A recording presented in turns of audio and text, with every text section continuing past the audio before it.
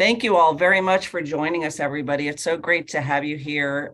This is a fair housing presentation that Sarah Andrew, with the help of others in the Bethlehem staff, including Quinette Echefu and the other managing attorney, Scott Williams, have put together for this Fair Housing Month.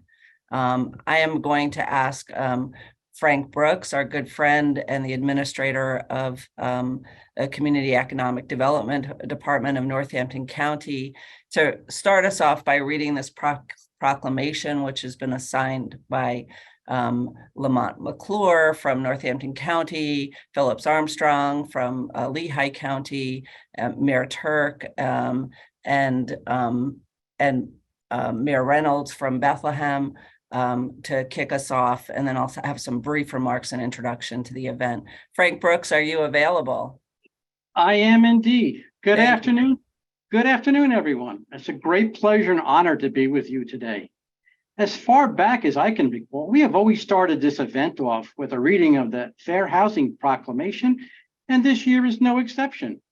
But this year's Fair Housing event also coincides with Community Development Week as well.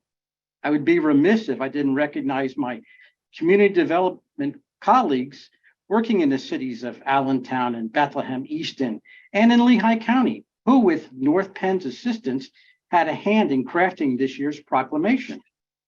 So I'm going to read the proclamation acknowledging Fair Housing Awareness Month, and whereas April marks the 55th anniversary of the passage of the Fair Housing Act of 1968, which sought to eliminate discrimination in housing opportunities and to affirmatively further housing choices for all Americans. And whereas the Fair Housing Act and its amendments, including the Pennsylvania Human Relations Act, are local ordinances, as we seek to bring attention to discrimination in housing and housing-related transactions in our communities on the basis of race, color, national origin, sexual orientation, gender identity, familial status, disability, and religion.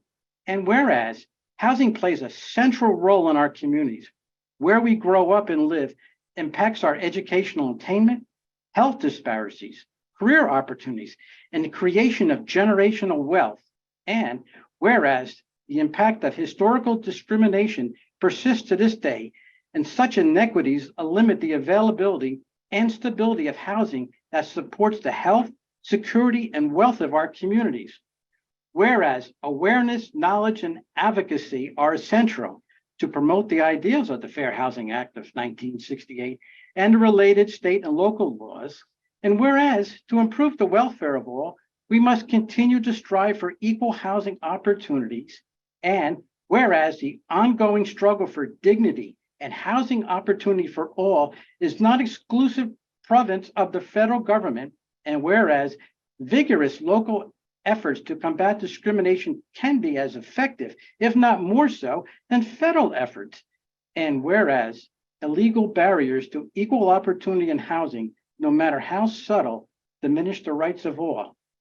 Now, therefore, be it resolved that the mayors of Allentown, Bethlehem, Easton, and the county executives of Lehigh County and Northampton County do hereby proclaim April 2023 as Fair Housing Awareness Month. They encourage all agencies, institutions, and individuals, public and private, in Lehigh and Northampton counties to abide by the letter and the spirit of the Fair Housing Act, and sign. Lori's talked about all the mayors and the county execs that had signed it. Thank you, Lori. I'm going to throw it back to you. Thank you so much, Frank. Much appreciated. With that, I'm going to say just very briefly, because we have a lot of content to cover in the next hour and a half, that the Fair Housing Act was passed, of course, 55 years ago on April 4th of that year. Martin Luther King Jr. was assassinated. And of course, there were riots across the country as that happened. And the reaction in Washington was to take a piece of legislation that had been unable to be passed previously to ensure housing rights for people on the basis of color, religion, national origin, and race, and pass that legislation in 7 days. And that's what happened. And over the course of years, amendments have been added to include gender, familial discrimination, and those amendments have, and disability, and those amendments were added in 74 and 1988 to further protect citizens from discrimination. And give rights to affirmatively further fair housing, which is so important. What we're looking at today is people who are facing loss of housing through the legal system. An eviction is a legal action that a landlord files to remove someone from their rental property. And across the Lehigh Valley, other than in the years when there were restrictions and rental assistance available for COVID, we've averaged about 9,500 eviction filings in Lehigh and Northampton County every year. And some of our magisterial district courts have significantly higher numbers of evictions than others based on the density of the housing, the income of most of the community members. In fact, when we were doing a deep dive last year for one program, looking at Franklin Park neighborhood in the city of Allentown, we saw that 18102 zip code had the most evictions, the densest number of evictions, and the most people facing loss of housing. At that time, we looked to partner with the ROB, the Regional Housing Advisory Board, to create a new program, piggybacking off of some funding from the county of Lehigh to add an additional representation in eviction cases. And the funding that we sought through the ROB, that's administered through the United Way, was to create an access to counsel project that would provide additional representation at MDJs. And we would develop that over a couple of years so we could see what impact representing people or providing access to representation to folks at the magisterial district court level could make for those citizens. And that's what we did. We were awarded that grant that started in July of last year, and our amazing staff have been working through representation with the invitation from Judge Linda Vega in Allentown, and now hopefully expanding to one or two more locations in the coming months. And that representation has made a huge difference for many of those facing eviction. We're going to be talking with some folks today, and I'll turn it over to Sarah Andrew, who's organized this event with folks who have, with a magisterial district judge who has such a program in their courtroom, with someone who runs a mediation program in the city of Philadelphia, and hearing some numbers from Lehigh Valley eviction cases from the Justice Institute. So I'm really looking forward to you and hearing this presentation, understanding what we're working on here in the Lehigh Valley and what other options are available to us as we seek to help people preserve their housing and live more stable lives in our communities. Sarah? Thank you so much, Lori. Lori did mention a couple of the things that I was going to mention just in the opening remarks here. I just want to kind of set some context for the presentation today. So I know not everyone with us is an attorney. Most people know that in the United States, people accused of a crime have the right to legal representation, that the public defender system that we know of today arose from a Supreme Court case called Gideon versus Wainwright in 1963. In that case, in a unanimous decision, the Supreme Court established that the 14th Amendment creates a right for criminal defendants who cannot pay for their own lawyers to have the state appoint attorneys on their behalf. Many people assume the same right to representation applies in certain civil legal matters, but this is not a guarantee under the United States Constitution. And yet everyday people in America face the loss of important rights like physical safety, access to their children, access to life-sustaining medical benefits, and access to housing without the benefit of counsel. And there are advocates across the country and here in Pennsylvania who are working to change that. And that's what we wanted to highlight today. Today, we're going to discuss access to counsel for tenants facing eviction. Last year, Philadelphia became the first city in Pennsylvania to guarantee a right to counsel for tenants in certain zip codes. They've since expanded that program, and we're going to hear today from Sue Wasser-Krug, who works with the mediation service involved with that program. Because Philadelphia is a first-class city with a home rule charter, they have what amounts to kind of a different set of laws than we have in the rest of the state. And so those of us outside of Philly have been discussing how we can implement a similar program. Some counties have successfully implemented a program like this, some form of access to counsel. And we're going to hear, as Lori said, from attorney Michelle Dembski with LASP in Southeastern Pennsylvania in Montgomery County, and also Judge Levine, a magisterial district justice in Montgomery County, who runs a program there that has been in operation for a couple of years and may serve as a template for the rest of us, those of us in other counties across the state. Here in the Lehigh Valley Justice Institute looked at what legal representation would mean for tenants facing eviction here, and we're going to hear the results of that study in a moment, and you'll see how important representation really is for tenants in the Lehigh Valley. Lori mentioned that our office has had an opportunity to begin working on a local access to counsel project.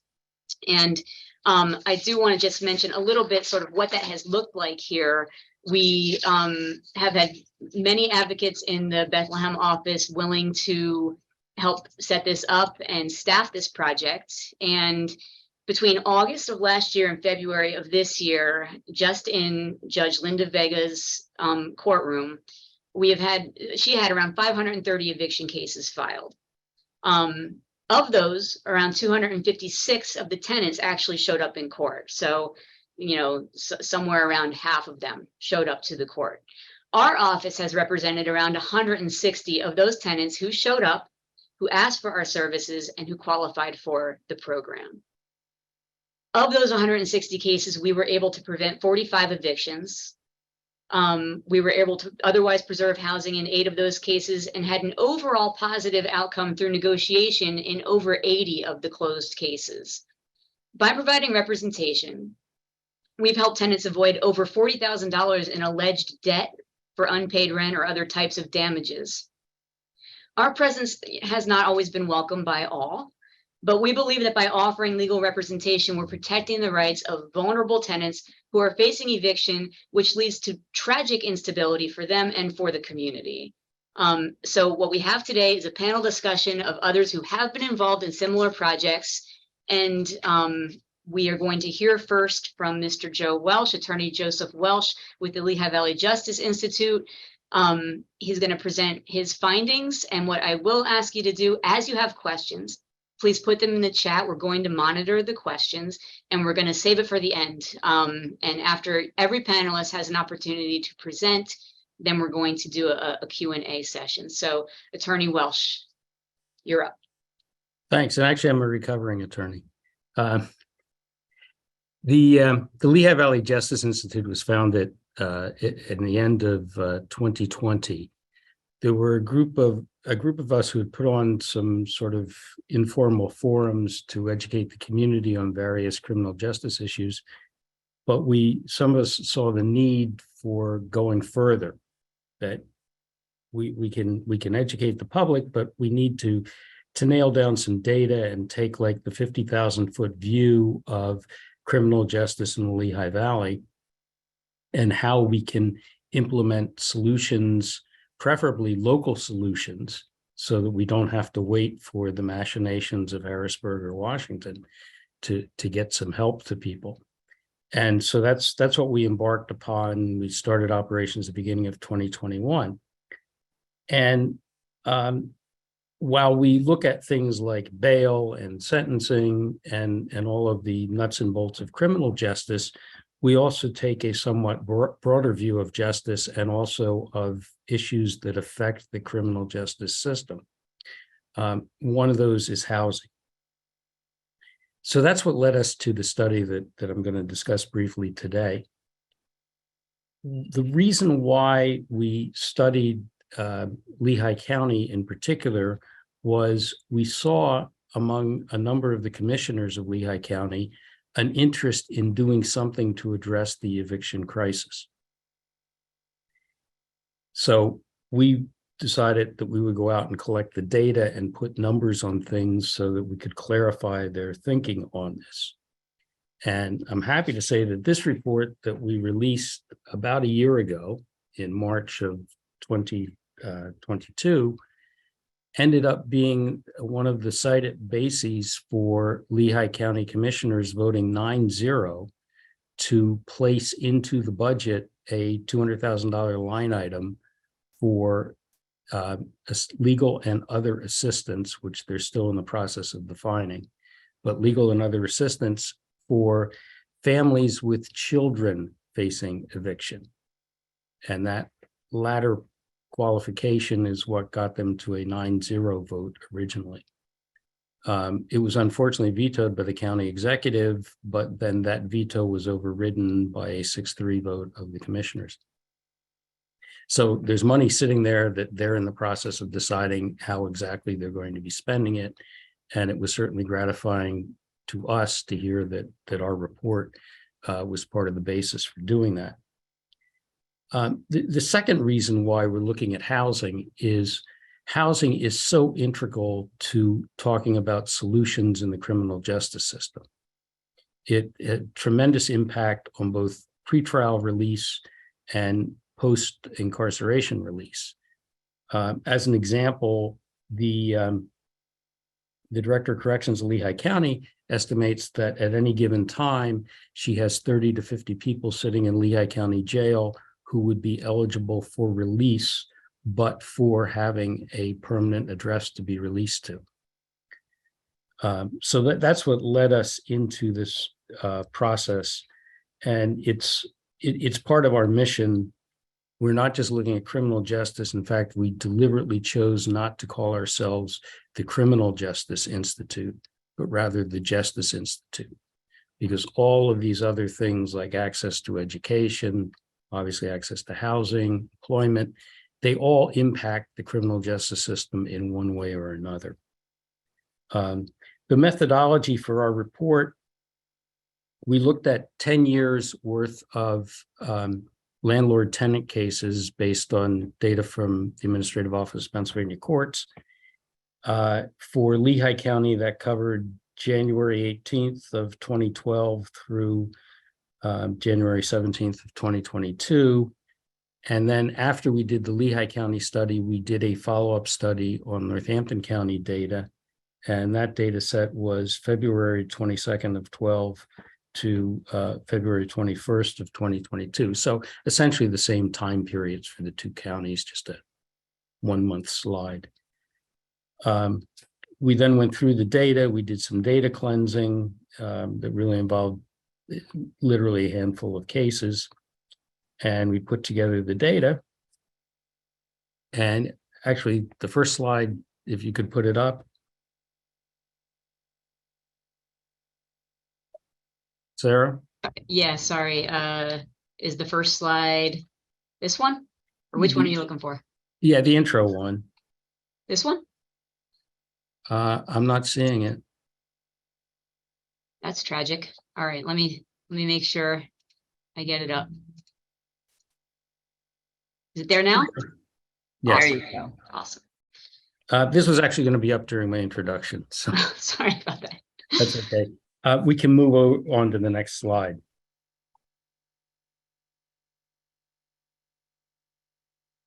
Top line findings. In Lehigh County, tenants won 0.9% of all the cases against them. And my personal theory is the landlord probably forgot to show up. I mean, what this means is if you had 1,000 tenants in a room, 9 of them would have a successful outcome. In Northampton County, it was a little bit better. It was 1.7% of cases. Now, the interesting part of this is there are lots of people out there, very well-intentioned people who may not be plugged into some of these issues as much as some of us, who sort of generally know that tenants don't fare well in landlord-tenant cases. But what's really interesting to watch is when you put the number on it. And when you put that 0.9% in particular in Lehigh County on it, suddenly that that nebulous concept that tenants don't do well suddenly becomes very real for a group of people. And so that's why we like our data approach to this stuff. Somehow that makes it more important than just saying tenants don't do well. So that was our first finding. And if we could move on to the next slide. And this is the one that's most important to our discussion today. Tenants overall had a much better chance of winning their cases if they were represented by counsel.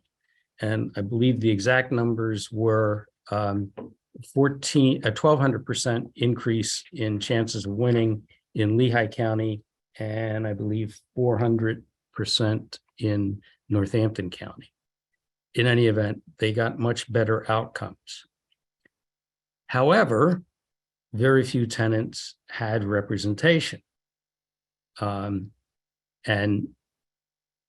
you know, that's we can look at these numbers and say, yeah, you get a much better outcome, but we're still only talking about a much better outcome for a very limited number of people.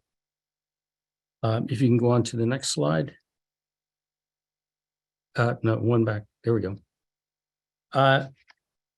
This was a very interesting finding in the Lehigh County data.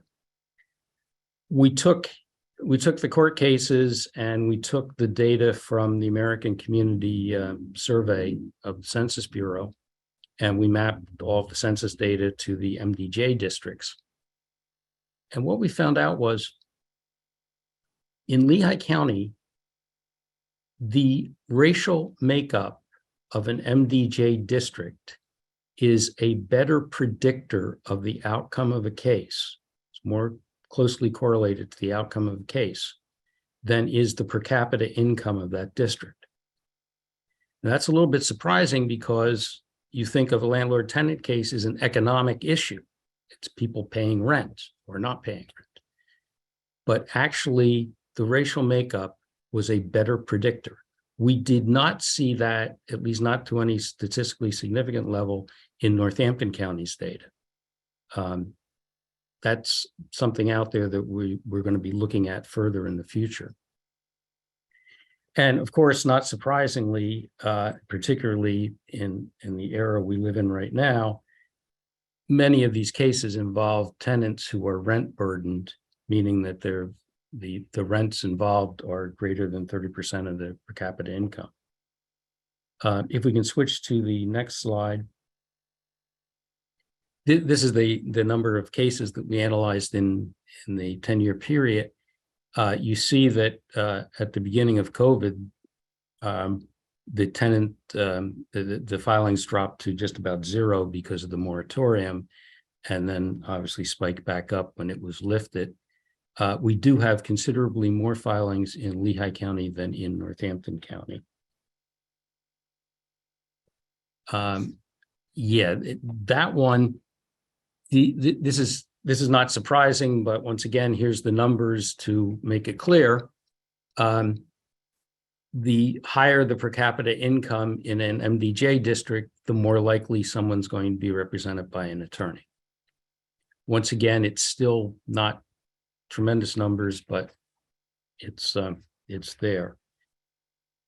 One of the things that we do with every aspect of criminal justice and justice that we study, police, bail, whatever, is we don't just talk about a problem, but we do provide recommendations, preferably for local actions that can be taken, but at least recommendations or a path forward. And so in this study that we've done, our suggestions are that we provide tenants with information on representation and rental assistance before they go to a hearing, so that they have some idea of what they might be able to navigate in that hearing process.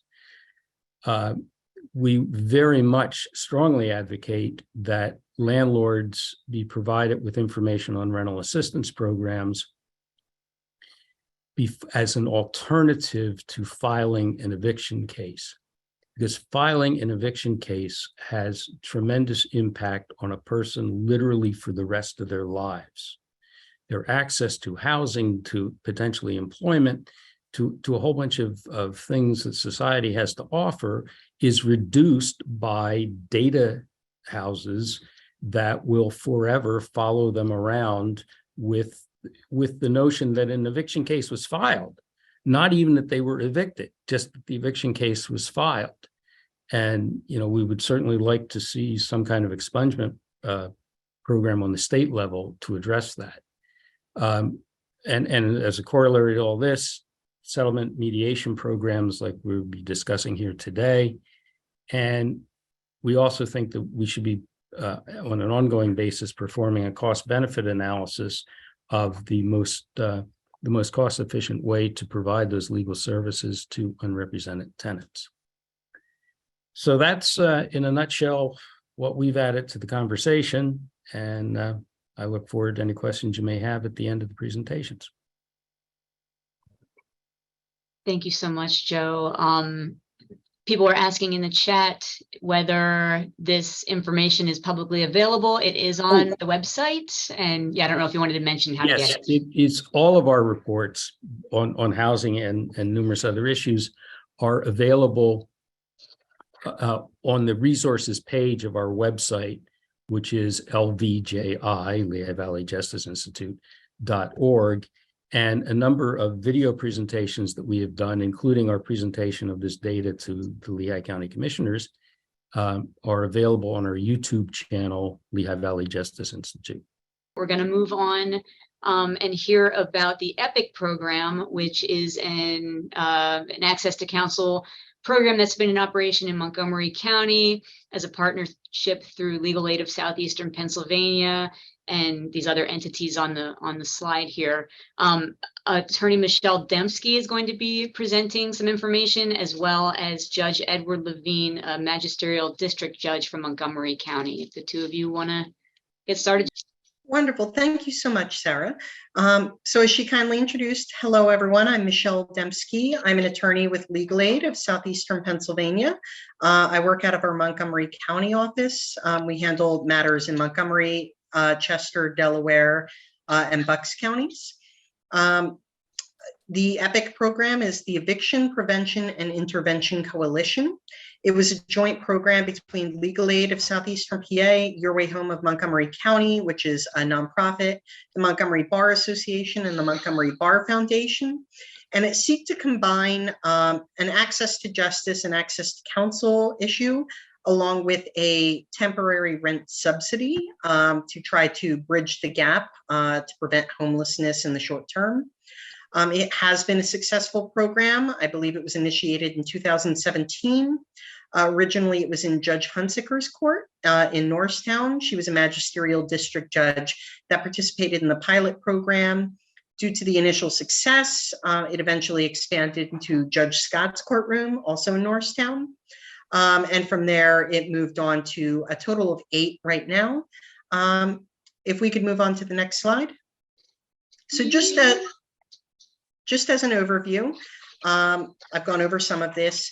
What it essentially combined was a one-time yearly subsidy or grant to each family or household, along with limited same-day representation. The idea being that in all of these courtrooms, with the judges listed in the overview here, that the tenants would have the right to access to counsel and access to this subsidy in order to prevent eviction, primarily because it was a homeless prevention initiative, and the idea was to intercept these sort of cases before homelessness became an issue. In other words, in order to prevent them from being evicted in the first place, the idea being that rehousing is so much more expensive. Tenants, obviously, to gain new housing would have to pay first month's rent, security, possibly last month's rent in advance, in addition to all of the applications for housing. Oftentimes that would be an insurmountable burden.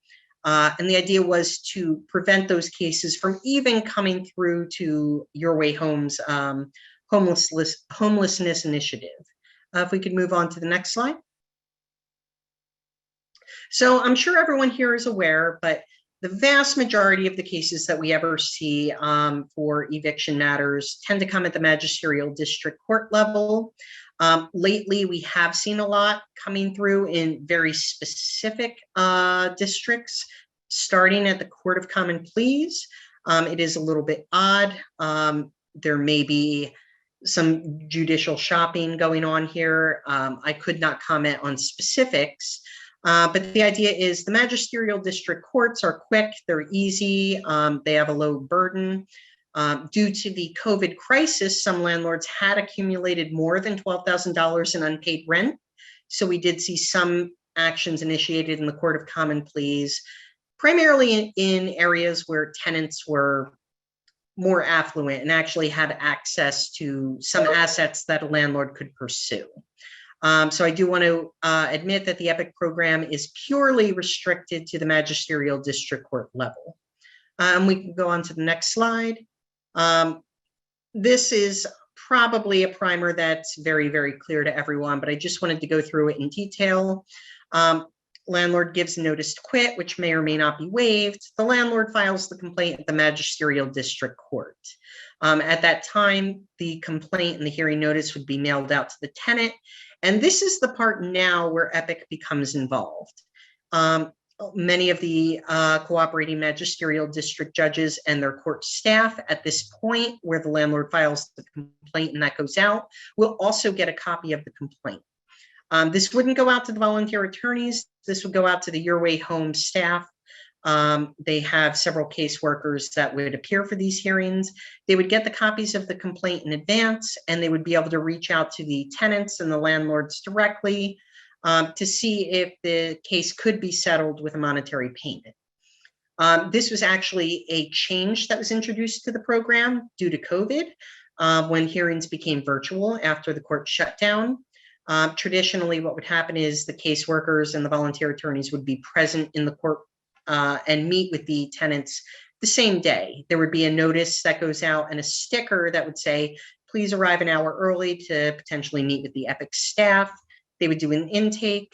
The attorneys like myself and the other pro bono attorneys who volunteer would become involved if there was a meritorious issue that we could defend them on, or if we thought that settlement negotiations were likely to bear fruit. Obviously, then the tenant gets the hearing itself. Traditionally, that was when EPIC became involved. Obviously, due to the COVID crisis, that changed a little bit and we became involved earlier, which actually turned out to be a boon because we would know ahead of time whether any volunteer attorney services were actually needed. I will note that EPIC was a voluntary program. Landlords are not required to participate in mediation by any sort of court rule or any operation. They could choose to negotiate with us. They could choose to potentially take money from Your Way Home, or they could say, no, we want them out for a different reason. And if there was a meritorious issue, the attorneys may become involved at that point. If there was no issues of merit that the attorneys could determine, unfortunately, the tenants were largely on their own. At that point, the judgment would be issued 1 to 3 days later, and the order for possession would be served. If it was a pay and stay order, then it could still potentially be satisfied with the EPIC payment. Everyone's aware of the ERA funds, I assume, the federal rent relief that was available. In Montgomery County, they stopped accepting new applications on April 1st. There still are applications in the pipeline. There still is some ERA funding that's available. But if they didn't get their application in by that date, unfortunately, there's likely nothing that EPIC is going to be able to do to cover them for up to 15 months of rent. And they might be restricted to the $2,000 that was available before the ERA funds. And obviously, if they cannot satisfy the pay and stay judgment, or if it were a judgment for possession, the eviction would occur at that point, roughly 21 days after the hearing, possibly longer, but not shorter, and 28 days after the initial filing of the complaint. Could be longer, but not shorter. Next slide. There are 30 magisterial district courts in Montgomery County. I'm sure this is old news to everyone here. I won't go into too great of detail, But if anyone were ever curious, there is the ability to actually look up which magisterial district judge might get your filing. This is important because EPIC does not operate in all 30 of the courtrooms. It only operates in 8, so roughly about a quarter of them. It may expand in the future. In fact, there is some additional planning for expansion. But right now, we're trying to focus on the areas where there is the lowest cost of living, the highest amount of evictions, basically areas where there is the highest particular need. Next slide. So how cases get to court, I'm sure we're all aware of this. I won't go too deep into detail, but when there's the violation of the agreement as perceived by the landlord, or occasionally by the tenant, the complaint's filed in the magisterial district court where the property is located. That's important only because where EPIC operates is location dependent. It only operates in some of these districts.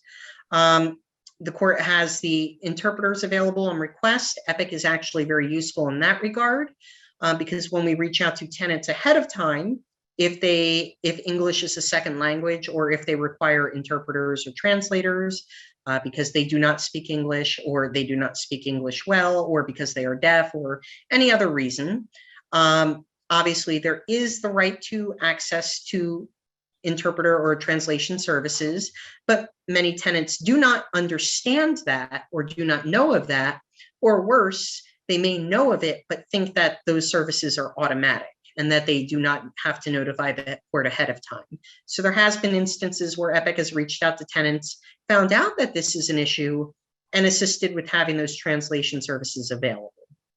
The rest of this is pretty standard. I don't think we need to get too bogged down in the weeds here. So interviewing tenants. At the inception of EPIC, this was, as I mentioned before, same day. Tenants would come in, they would meet with the caseworker who would determine their financial eligibility and meet with the volunteer attorneys who would determine whether or not there were any legal merits to any defenses. Typically, those defenses would be fairly straightforward. If there was a lack of adequate notice, if there was an implied warranty of habitability issue, occasionally we'd run into a little more esoteric issues, sometimes revolving around hearsay or protections for victims of domestic violence or things, just landlord's failure to meet their burden of proof. At the time, the attorneys were in the court every single day that EPIC met. Due to the presence of the ERA funds, I'm happy to say that most of these cases began resolving on the financial side alone. In fact, we did not have typically during the entirety of the availability of the ERA funds, attorneys showing up to the courtrooms unless there was some identified need that the caseworkers identified when they were calling the tenants ahead of time. So the attorneys would get 3 to 5 days notice that someone needed to appear. In fact, we called that the EPIC to legal aid pipeline because I would often be the attorney showing up rather than having volunteers scheduled for that day, but having no need for them to go. We felt that was not an economical use of the attorney's time. I will say the Norristown courts and the Pottstown courts tend to be the highest volume that we tend to see. But there are other courtrooms where EPIC has assisted in large numbers, such as in Jenkintown and Lansdale. The EPIC staff would meet with the tenant, get the information, how much rent is at issue, if they have a subsidized housing issue, if the housing authority is making payments, if the landlord is attempting to go after the tenant for the housing authority's portion, which if there's an abatement issue due to a failure of the inspections is obviously a very critical issue. If they had escrowed their payments, if they had proof that they had escrowed their payments, usually due to an implied warranty of habitability issue, and if they had notified the landlord about repair or the need to repair, the attorneys would essentially determine whether or not there is a meritorious argument that they could make, and then they would make that argument.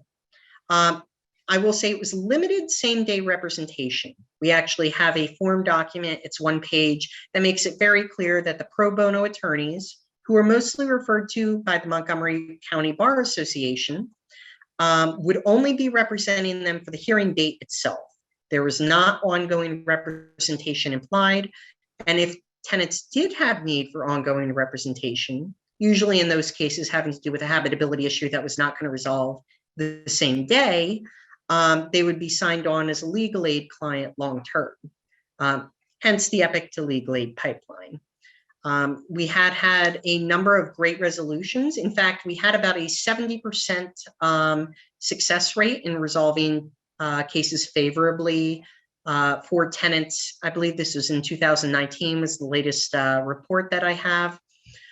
For tenants that came in, sought Epic representation and had their cases resolved favorably.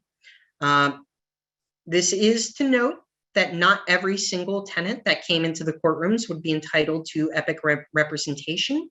The attorneys were selective. We picked the cases that we thought had merit and thought we could achieve some sort of beneficial outcome. But if the landlord didn't want to negotiate with us, because it's completely voluntary, it's not mandatory mediation, and there was no issue of merit that Epic could identify, they would not be entitled to that representation. And I hate to say it, that was during the COVID crisis, the majority of cases, because it dealt with non-payment of rent that was not related to a habitability issue. And unfortunately, there was very little to nothing that attorneys could do with those sorts of cases, aside from potentially refer them to social service agencies. But as far as Epic's popularity, it was popular because it did have at least initially, the $2,000 same day assistance. There were limitations here. Tenants had to be at 50% of the adjusted median income for their municipality. The rent relief and the tenant contribution must satisfy the accrued rent, utilities, late fees, et cetera. That does not say that the attorneys could not negotiate or argue against certain types of fees. We dealt with many cases where there were excessive late fees, especially for the smaller landlords. We would see cases where there were daily late fees, $25 a day. Typically, case law suggests those are excessive and punitive rather than liquidated damages. And we've had some great success in getting them thrown out. Or in a handful of cases, there were attorney's fees that were just blatantly excessive on their face. I would question why an attorney would present a $2,000 attorney's fee demand for a case that had just come up for the magisterial district court hearing. Not to call any particular attorneys liars, but I would say that would lead me to question their billing practices. There were some limitations, at least initially. Tenants could not have received Epic assistance for 12 months prior. Landlord, again, had to agree to participate with the program, and tenants must intend to remain at the property. This is a homeless prevention initiative. The tenants could not take the payment if they intended to leave within 60 days. Because at that point, it was essentially the utilization of these fees that would not actually be used to stabilize housing. They would be denied on that basis. The Epic assistance is currently capped at $2,000 a case.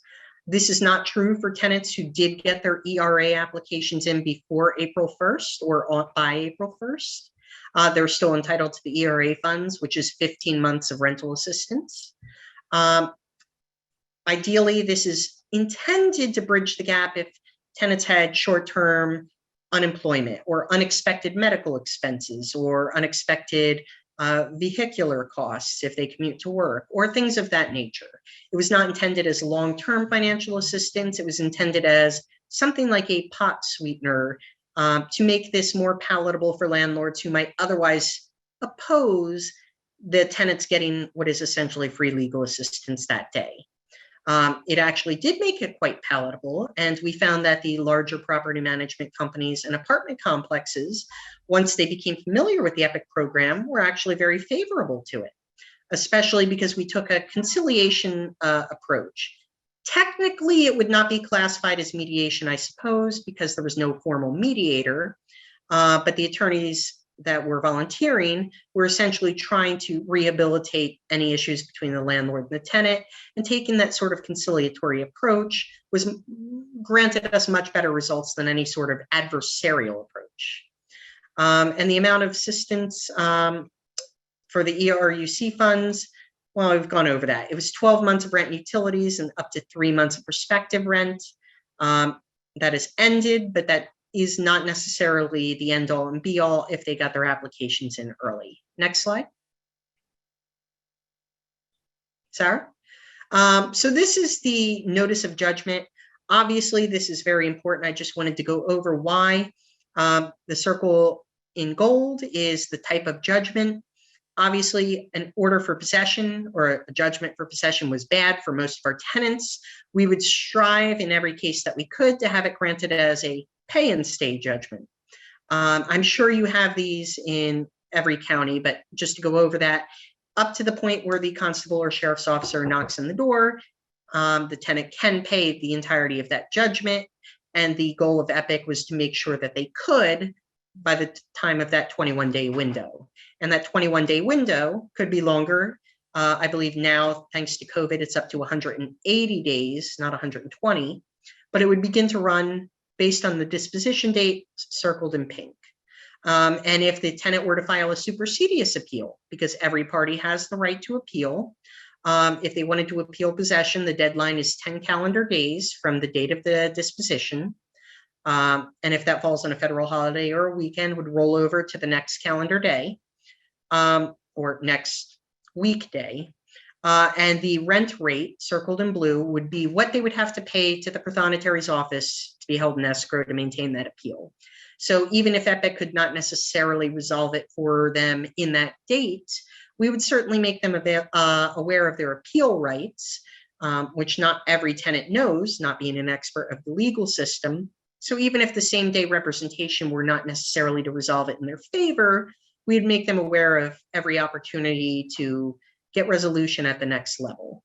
And if legal aid felt and they qualified for legal aid service that these particular tenants could benefit from that appeal, we might take them as long-term clients. Next slide. Same day limited representation. I went through this a little bit for cases that could not be settled purely with the monetary payment.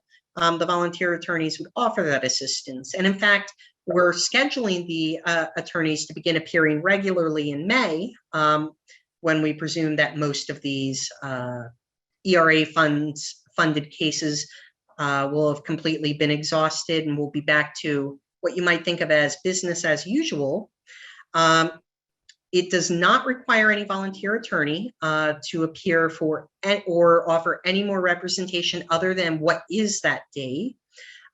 If there were these long-term issues, it is up to LASP staff, myself included, to take them as long-term, essentially long-term clients.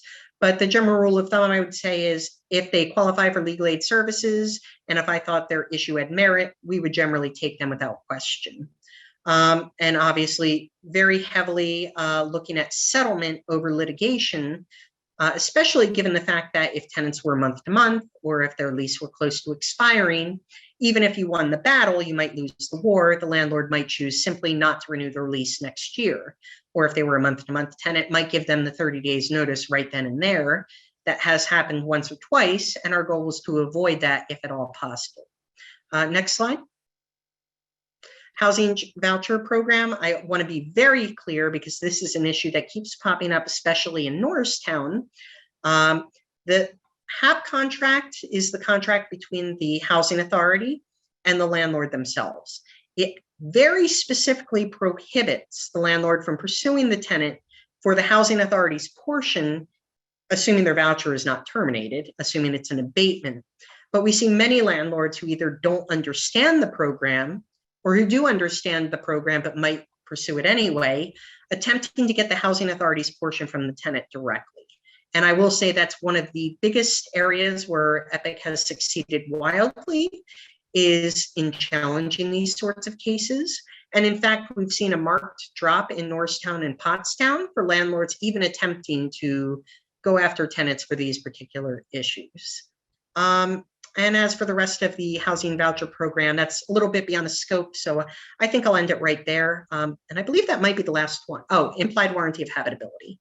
PUV homes, obviously every residential property is required to be held as habitable.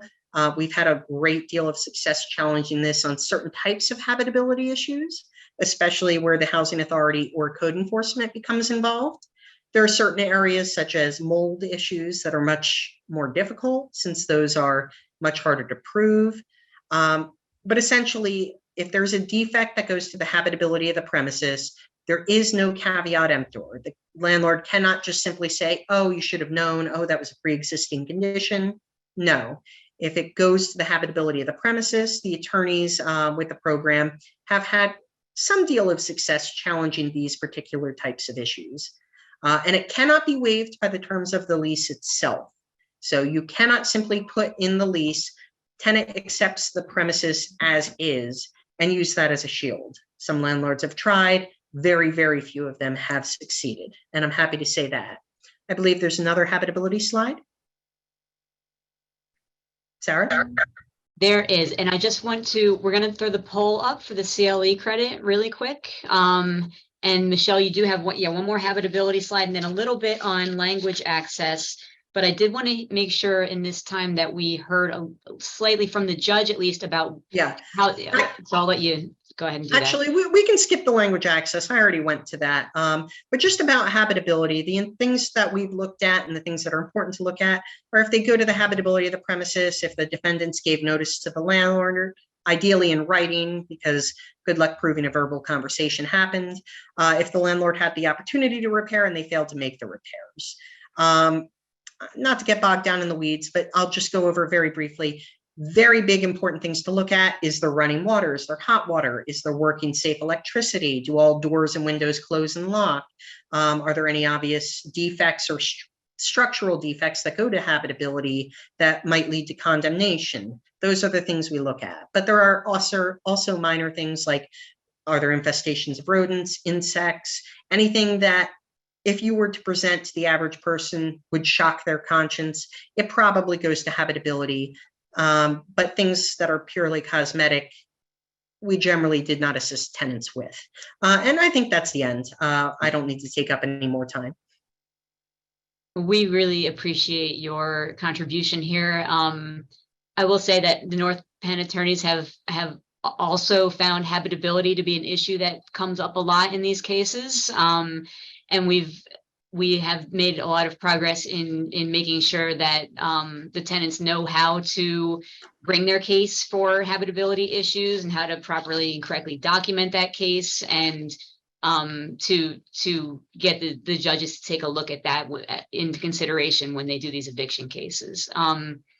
I did want to hear a little bit from Judge Levine in Montgomery County, how having this program operating in your county or in your court has impacted the way your eviction docket moves, and what the pros and cons are, and just what your experience has been.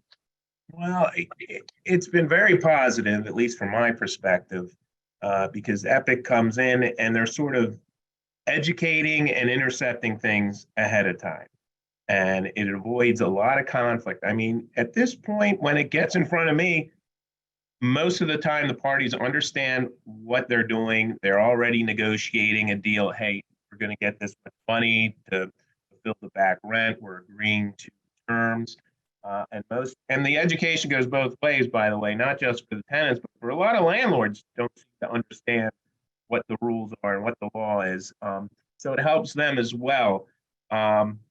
It's hard for me to say the degree it's helped in a normal situation, because Epic really started right after COVID hit. So most of the ERA stuff has come in, and a lot of people have been getting money to help assist them in staying in their homes and keeping up with their rent. Now that that's kind of tapped out, I'm curious to see how things are going to go, because in general, most of the cases in my court are late payments, a month or two behind on rent. They're not big. And, from the judge's perspective, what Epic does is help negotiate a deal and a payment plan. As I see a little bit less of Epic getting involved because they don't have the rental assistance as much, my job almost as a judge sometimes is to try to coax the landlord and the tenant to work out a game plan. Yes, they can file for possession as soon as 21 days after the judgment, but do they have to? Do they want to?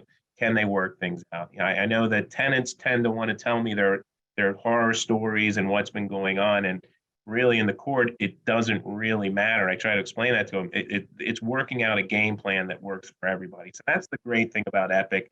They've been able to work out these plans ahead of time. So when they come to me, parties already understand what they need to do most of the time. And then when there are those cases that have merit, Michelle has to come in and argue. That's the fun part for me. Everyone's educated on that and what the burdens of proof are and what they need to bring to the table. So the program, in my opinion, has been successful. It's made my job a lot easier. And I think it's been helpful to a lot of tenants in my area that have been staying there. They've been keeping their place. The biggest issue I see going forward is as rents increase, the ability to stay in the housing and where to go. A lot of tenants are like, look, I'm not going to have the money. Where do I go? And that alternative housing, how to find that, how to get programs or services to help them find places, and to accept the reality that they may not be able to afford to live in the area where they are. And it's tough because they want their kids to go to school at that certain school, and they're pretty entrenched in the area. And I see that as being one of the larger issues coming up in the future, at least in my area, where rents seem to be increasing pretty steadily over the last couple of years. I agree that that is an issue. It certainly is an issue in the Lehigh Valley. It's probably an issue across the Commonwealth. One question, I know we're saving questions for the end, but a question that I have for you, Judge, is from what I understand, from what Michelle discussed, you all have implemented a pre-hearing notice that goes out that lets the tenants know about the EPIC program. How much do you think that has to do with the success of the program? I mean, would it be as successful if you didn't have that pre-hearing notice? Well, I think the pre-hearing notice is just more, hey, this is information, call EPIC ahead of time, talk to them, sort of a screening opportunity. I don't know whether the tenants are doing that or not. Some of them come in and we have a person from EPIC there ready to talk to them as they come into the hearing. Some are prepared, they call ahead of time. Some aren't. I really don't know those numbers, but I think it does help. I know tenants are calling EPIC. They're utilizing the services, not all of them. I don't know the percentages, but to have that awareness ahead of time, you're already prepared going into the hearing. So prepared, in fact, that you may not even have a hearing to begin with, or it may just be routine at this point. It's a stay and pay. This is the money. The judgment's going to come. The check's going to get cut. You're going to stay 3 months extra plus 60 days, et cetera. So I don't know the numbers, but we do put that in with every hearing notice. Call this number, talk to these people. They will help you. And hopefully most people are taking advantage of that. Thank you. We really, really appreciate your perspective. I'm sure some people will have questions for you at the end. Just with an eye to time, we do want to move on and hear from Sue Wasserkrug at Cora Good Shepherd Mediation in Philadelphia. To see what the value is of having mediation be a part of these access to counsel programs. So Sue, if you want to just get Sure. started and tell me when you want me to click on the slides. Thanks. Yeah, thanks very much. You can just move right on to the next slide. Just a little bit about, who we are. We're just a Philadelphia-based community justice center. We've been around since 1984. I always like to tell people, even though we were founded by an order of nuns, the Sisters of the Good Shepherd, which is where the name comes from, our work is completely secular. Nothing we do is religious in any way. And for, I guess we're approaching 40 years now. For all of that time, we've basically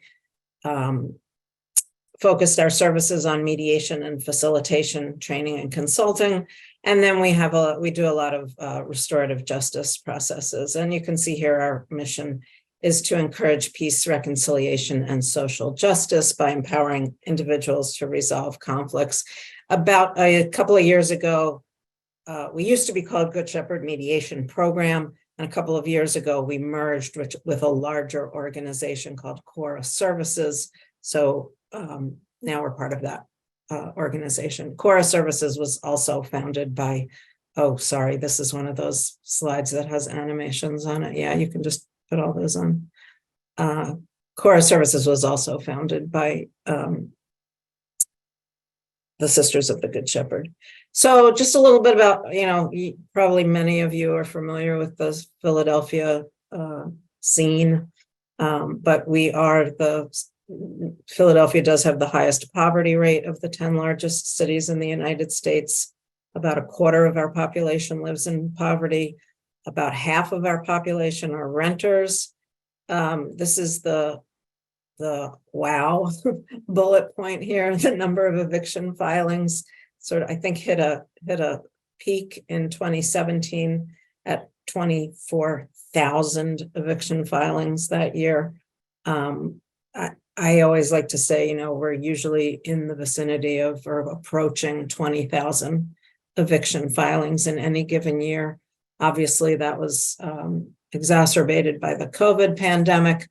The Philadelphia evictions in Philadelphia are heard in what we call municipal court, and that was closed from March of 2020, when pretty much the entire city shut down, and reopened in September of 2020. And you can go to the next slide. So you can imagine for those, 5 or 6 months, no eviction filings were taking place. So just keep that in the back of your mind. So who in Philadelphia is being evicted? It's primarily tenants in neighborhoods where the majority of the residents are Black. They're 3 times as likely to be evicted as tenants in white neighborhoods, even when you control for the other factors. And Black and Latino communities were most at risk, or who are most at risk, were also, as we know, hardest hit by COVID. So, that made matters even worse. And you can go on to the next slide. And this is, I don't need to tell you all this. Okay. Causes of eviction. It's mostly non-payment of rent. And although, of course, every now and then we see a lot of habitability issues, people, as we heard from the studies earlier, huge numbers of tenants are unrepresented, and our unrepresented tenants are much more likely to lose once an eviction case has been filed. And then sometimes landlords just want the tenant out because it's the end of the lease and they want to sell or something like that.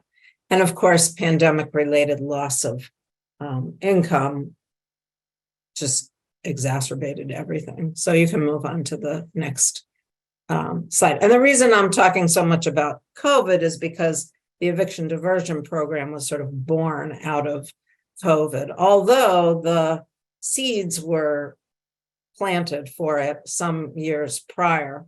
Because of that horrendous eviction filing rate that I mentioned earlier, our mayor in 2016 created this task force, which issued a report with a bunch of recommendations, which interestingly were kind of, not too, well, there were 17 of them, but some of them, in my opinion, sort of mirrored the recommendations that we heard earlier about, representation, more information about resources that are available to landlords and tenants. And one of the recommendations was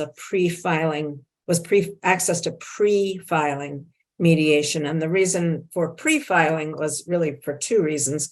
One, because of the problems that arise when there's an eviction filing, much less an eviction, much less a loss at court, but just the mere filing of an eviction complaint can follow a tenant forever. It's on their record, and it can cause problems for tenants forever in the future if they want to rent. So that was the idea for having it pre-filing. And the other issue was that, and I don't want to get into this, but we have what I like to call a pseudo mediation program at municipal court day of hearing. So, that sort of already existed. So then in 2019, the city got some funds to do this pilot program to try out pre-filing mediation. Didn't last very long because there were very limited funds, and also March 2020, COVID hit. So remember in March, the court closed. Remember, we've got this exorbitantly high eviction filing rate on a normal year. Now we've got lots and lots of additional tenants who can't pay their rent because of a COVID-related financial hardship. Either their workplace closed, or they had to stay home with their kids because the schools closed, any number of things like that. So all of their landlords are thinking, hey, you're not paying rent. Well, I'm going to have to evict you. But they couldn't evict because the courts were closed. So in anticipation of this tidal wave, this just chaos that could have occurred in September when municipal court opened, again, our city council over the summer passed an ordinance called the Emergency Housing Protection Act, which in a nutshell said that anytime once the court reopens, if a landlord is trying to evict someone because they didn't pay rent because of a COVID-related financial hardship, those landlords must first go through this eviction diversion program, which at that time, diversion really was synonymous with mediation. Things are a little different now, but because it was limited to COVID-related non-payment of rent, all of those diversion cases were diverted to mediation. And in addition to that, the cases were all assigned a housing counselor. I think probably people know housing counselors. They were I believe that it was a service profession that sort of came up with the mortgage foreclosure crisis. I don't know, what's that been, close to 20 years ago now, 15 years ago. And then because mortgage foreclosures were also on hold, those housing counselors were sort of drafted into service to work with renters. So diversion under the Emergency Housing Protection Act included access to a housing counselor who would first work with the tenant and then try to, sort of negotiate with the landlord if they weren't able to come up with some kind of a payment plan. And a payment plan was contemplated under the Emergency Housing Protection Act. Then the case would go to mediation with a trained, neutral, third-party mediator. The mediators were and still are all volunteers, unless we have an emergency and one of our staff people needs to step in.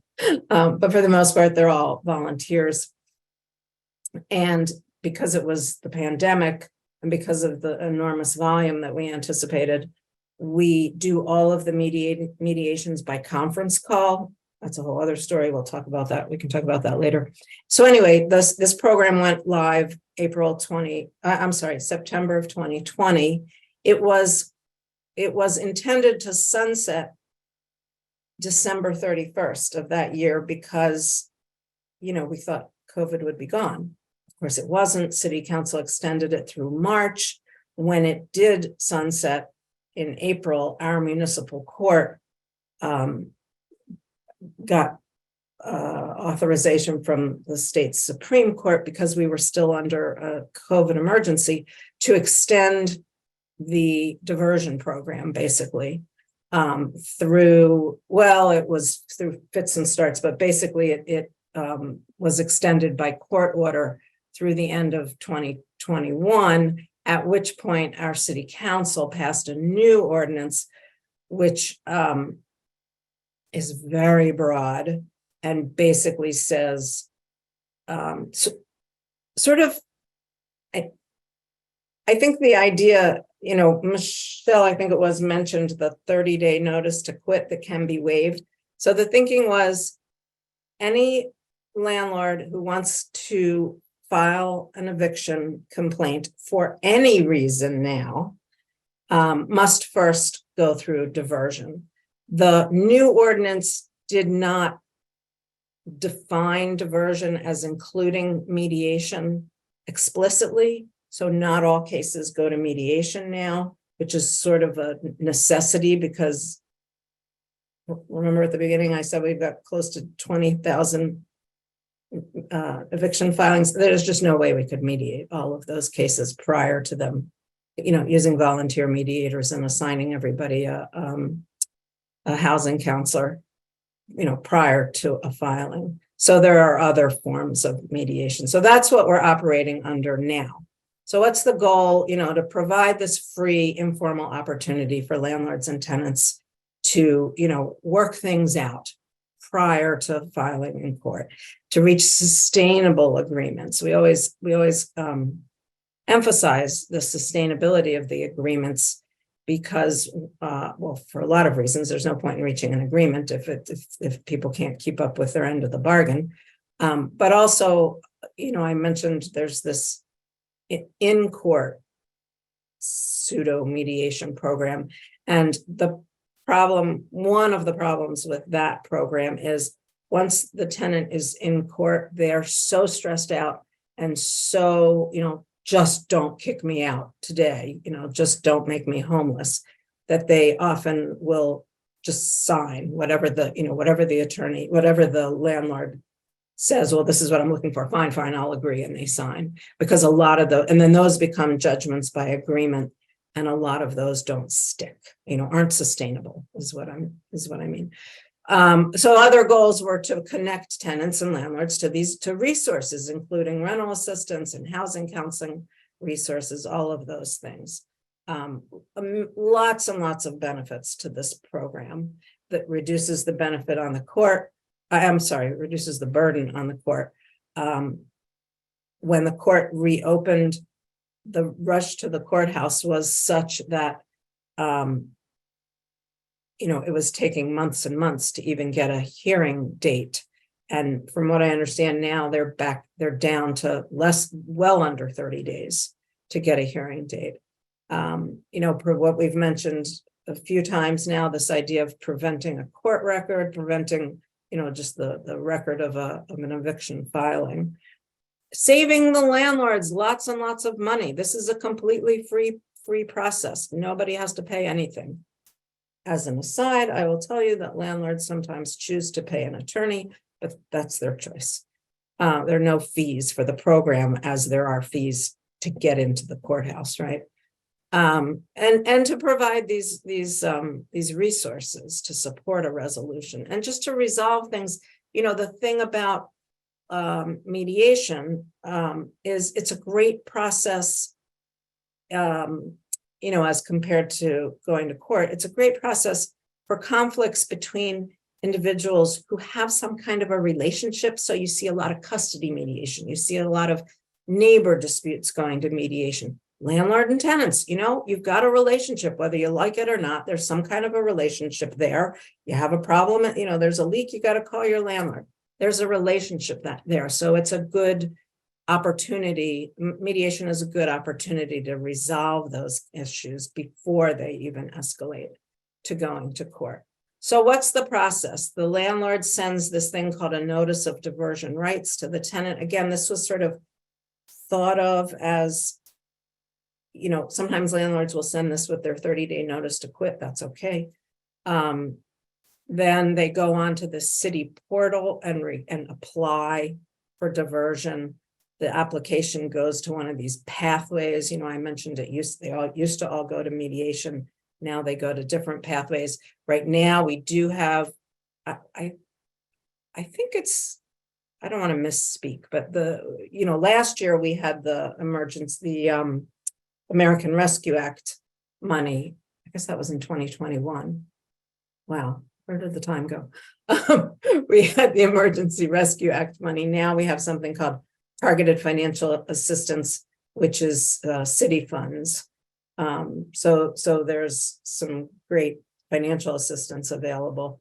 And then some of the cases just go to a pathway that we call direct negotiation, which is sort of what it sounds like. They just the parties are given some resources to try to resolve the issues on their own. So I always just like to, especially when we train people, volunteers to be mediators in the eviction diversion program, I just like to do a little comparison. What is mediation? Mediation is basically a voluntary confidential process in which parties experiencing a conflict opt to use completely neutral third party, that's the mediator, to assist them in finding a resolution to their dispute. So a mediator, we always say we're not judges. We can't tell you what to do. We can't reach a resolution for you. We can facilitate the conversation so that you can reach a resolution that works for you. So sort of the underlying philosophy is this notion of self-determination. But it's a little different with eviction diversion mediation. It's still an opportunity for landlords and tenants to resolve their problem without going to court, with the assistance of a third party neutral. But if they're assigned to the mediation pathway, they have to show up at mediation. We can't force them to reach an agreement, but we can facilitate the conversation. This actually doesn't apply anymore where it says due to a COVID financial hardship. That was when the program began, that it was just due to COVID.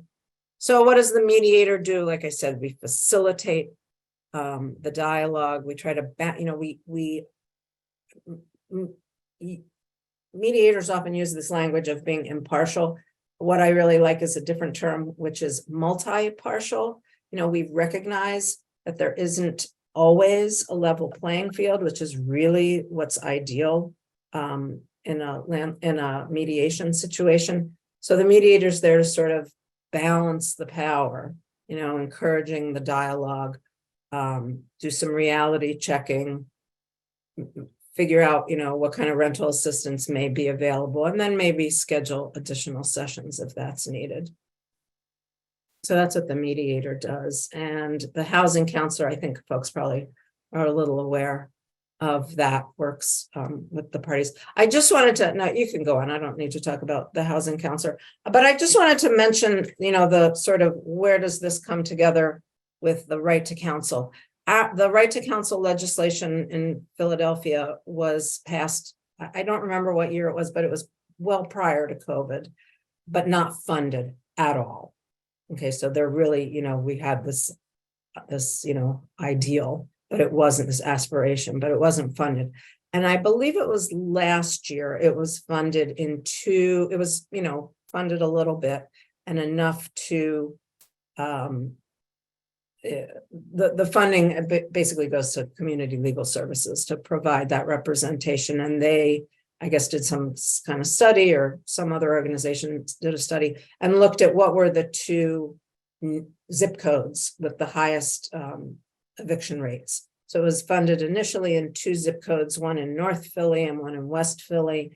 And then just recently, within the last couple of months, I think, it was extended to two additional zip codes. So, we don't know whether we don't really work that closely together. Community legal services sort of has their eye on the cases that are going through diversion. So they're aware of whether or not, right to counsel applies in any of our diversion cases. So let me stop there.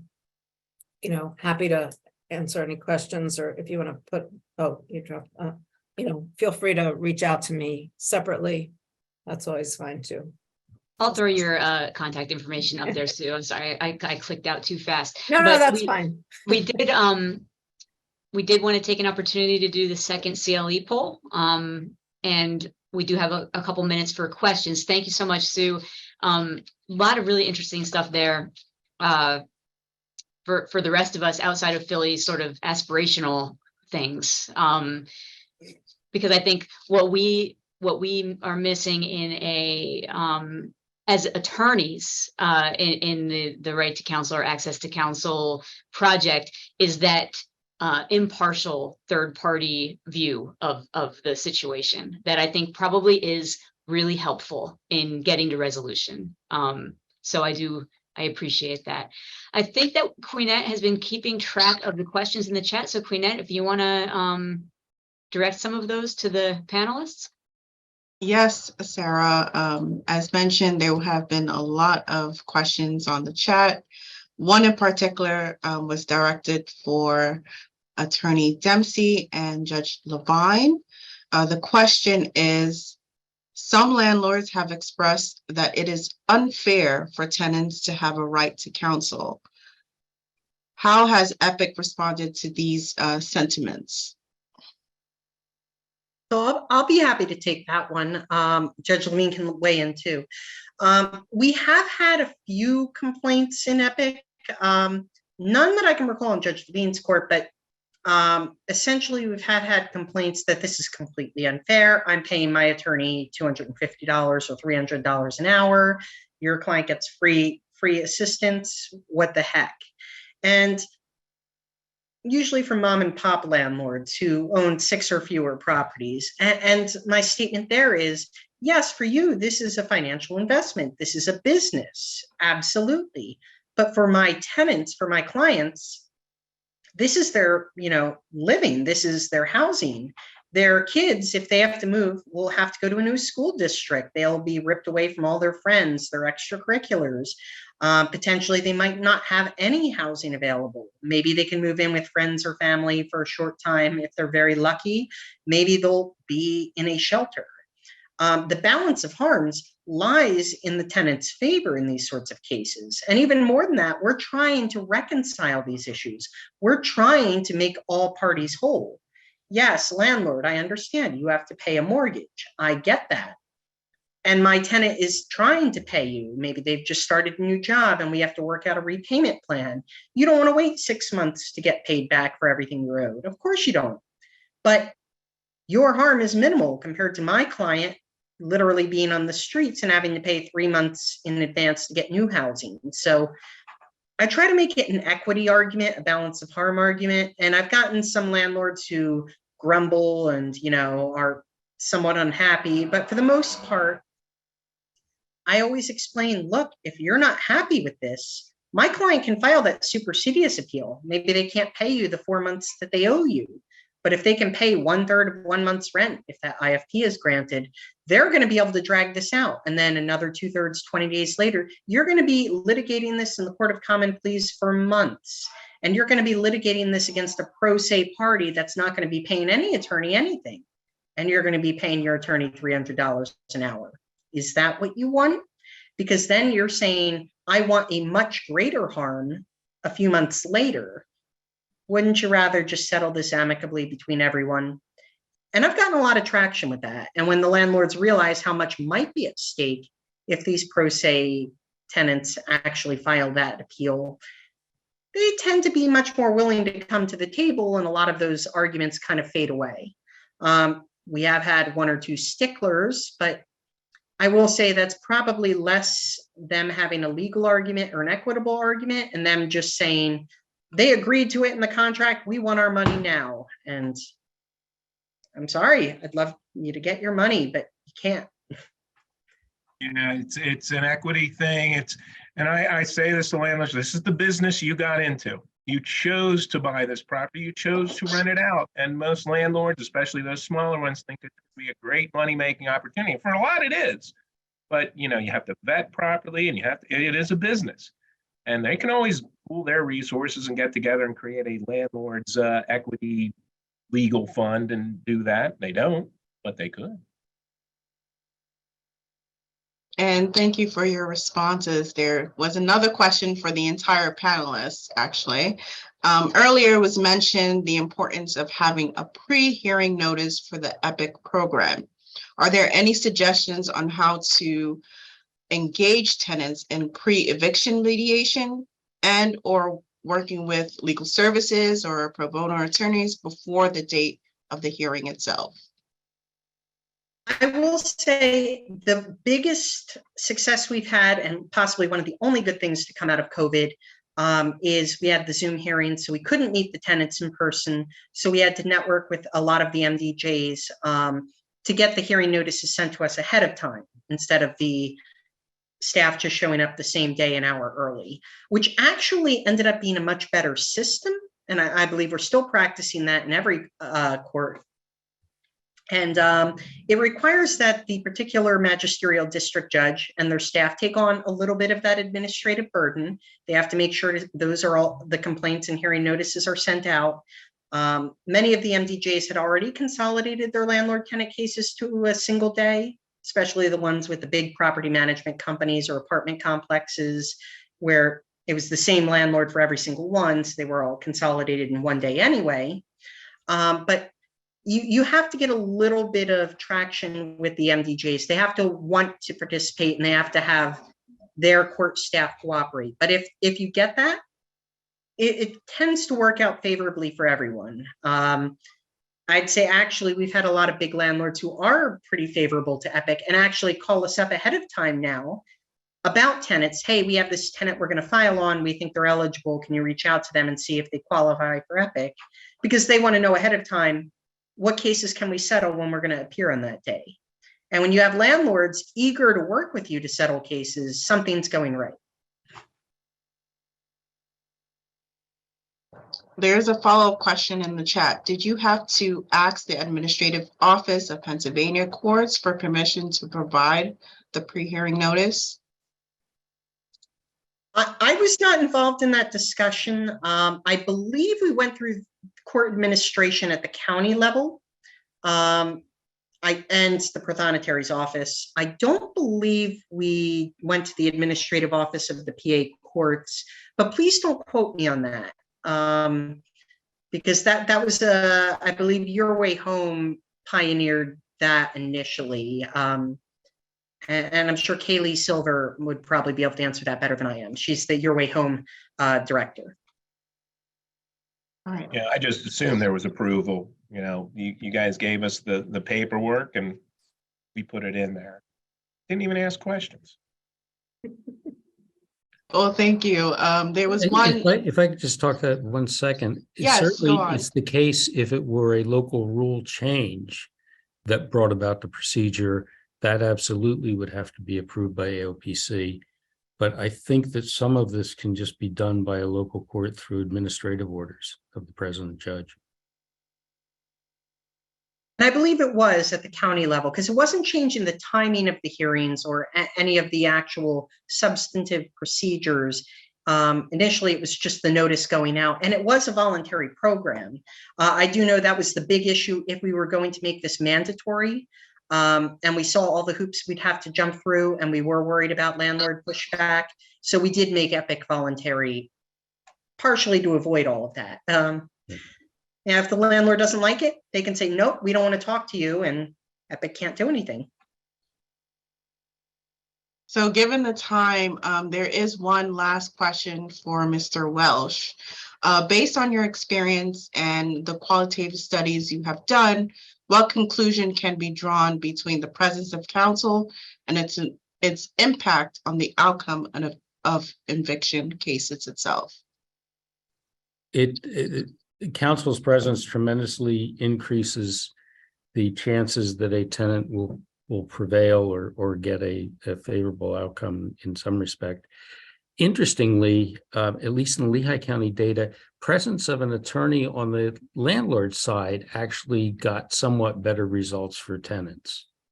That may require a little more thought to completely digest, but yeah, there's no question that the presence of an attorney is going to help the tenant. Just simply because they will know things that the average tenant does not know and may not be able to avail themselves of. If I could interject just a bit, I agree 100%, Mr. Welsh. In cases where there is an attorney on the landlord side, traditionally I'm up against the same 3 or 4 firms in Montgomery County. It's wonderful because the attorneys know the law, which the landlords might not. And they're typically looking to get the best possible result for their tenant, not necessarily going in wanting the eviction specifically. And it is great having a dispassionate party able to talk to the landlord and say, look, you want this, you might get it. Or the tenant might appeal it and you'll be bogged down in litigation for 6 to 18 months. But if we settle this, you're guaranteed a result, blah, blah, blah. I will say having attorneys involved on the landlord side actually usually is a boon to the tenants, and not in the mediation sense, but just generally. Well, we are at 2:30, and I really want to thank everyone, especially the panelists, for sharing your expertise and experience with everyone. We really appreciate that. And thank you everyone for joining us, and the team at North Penn Legal Services that has been working on this. We really appreciate all the efforts you've put into it. So everyone go and have a beautiful, warm, sunny day on this Fair Housing Month, and we'll probably see you again next year. Take care.